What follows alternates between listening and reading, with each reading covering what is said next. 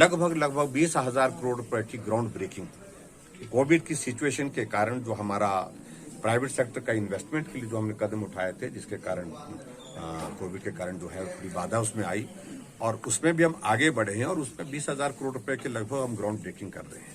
तो एक जगह में इस प्रकार का ये कार्यक्रम एक दिन जो है वो करने का हमने निश्चय किया है, और उसके बाद हम एक कार्यक्रम सभा के रूप में करेंगे, जिसको प्रधानमंत्री जी संबोधित करेंगे। सर, संगठन और सरकार की 1.5 साल से शिशु रोग विशेषज्ञ नहीं मिल पा रहा।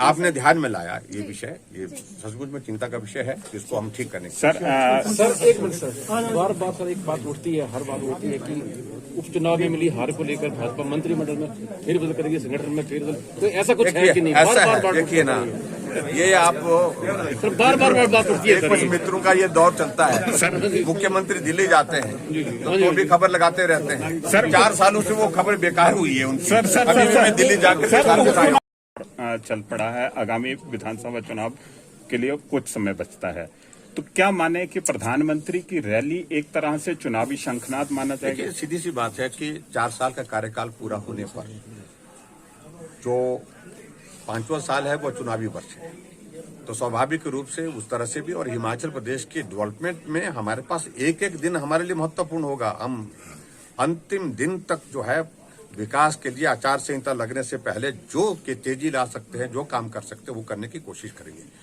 लेकिन ये बात सत्य है कि चुनावी वर्ष है, तो चुनावी वर्ष में चुनाव की बात भी होगी ही, और हम करेंगे, जोश जुनून के साथ करेंगे। और निश्चित रूप से हमारी पूरी कोशिश है कि हम हिमाचल प्रदेश में 2022 में फिर से भारतीय जनता पार्टी की सरकार बनाएं। सर, उपचुनाव में पार्टी को आघात पहुंचा, अब मुख्य चुनाव देखिए ऐसे ना, ये आघात घाव ये सारे होते रहते हैं, उस घाव भर भी जाते हैं आखिरकार समय के साथ।